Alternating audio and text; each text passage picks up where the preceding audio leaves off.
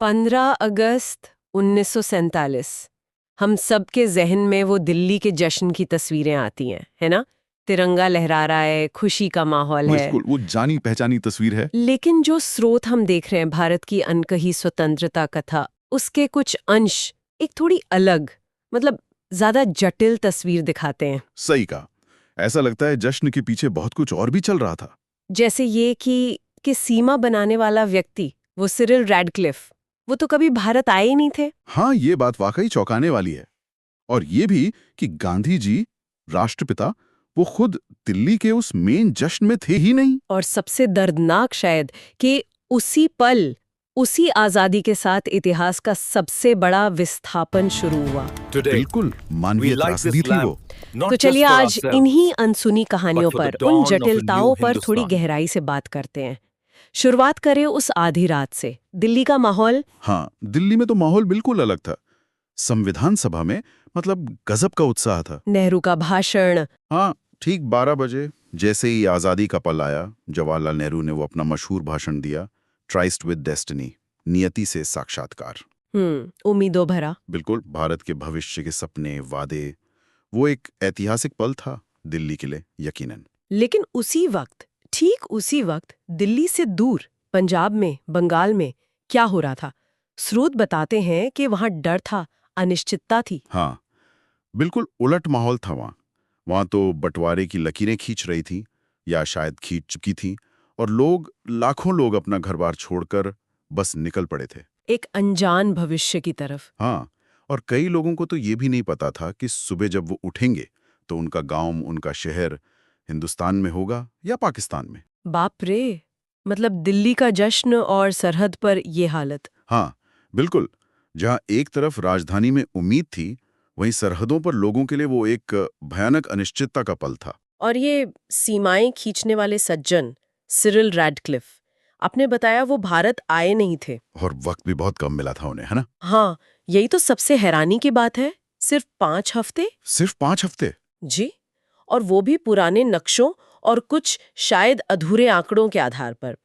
उन्हें भारत के भूगोल, यहाँ की संस्कृति, लोगों के आपसी रिश्तों का कोई अंदाजा ही नहीं था। तो बस नक्शे पर लकीर खींच दी। हाँ, और उस लकीर ने लाखों लोगों की जिंदगी और मौत तय कर दी। उसी से वो भीषण विस्थापन शुरू हुआ जिसकी हम बात कर रहे थे। ये तो अविश्वसनीय सा लगता है। और इस सब उथल-पुथल के बीच गांधी जी, राष्ट्रपिता, वो कहाँ थे? दिल्ली में क्यों नहीं? गांधी जी उस वक्त कलकत्ता में थे, मतलब अब कलकत्ता। कलकत्ता? वहां क्यों?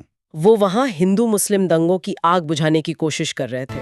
उन्होंने साफ कहा भी था कि जब देश में भाई ही भाई से लड़ रहा हो तो वो कैसे किसी जश्न में शामिल हो सकते हैं। अच्छा, तो जब दिल्ली में जश्न मन रहा था, गांधी जी कलकत्ता में थे, अनशन पर, शांति और एकता के लिए। तो इसका मतलब ये हुआ कि आजादी का वो पहला दिन, वो कई मायनों में अधूरा था। जैसे तिरंगे को लेकर भी कुछ है। हाँ, कह सकते हैं। कई चीजें थीं जो अभी पूरी तरह से तय नहीं हुई थीं या लागू नहीं हुई थीं। जैसे आज हम जो तिरंगा देखते हैं, अशोक चक्र वाला, हाँ, उसे राष्ट्रीय ध्वज के तौर पर आजादी से सिर्फ 24 दिन पहले ही अपनाया गया था, 22 जुलाई 1947 को। अच्छा, सिर्फ 24 दिन पहले। हाँ, और संविधान, क्या भारत का अपना संविधान लागू हो गया था 15 अगस्त को? नहीं, बिल्कुल नहीं। ये भी एक बहुत जरूरी बात है।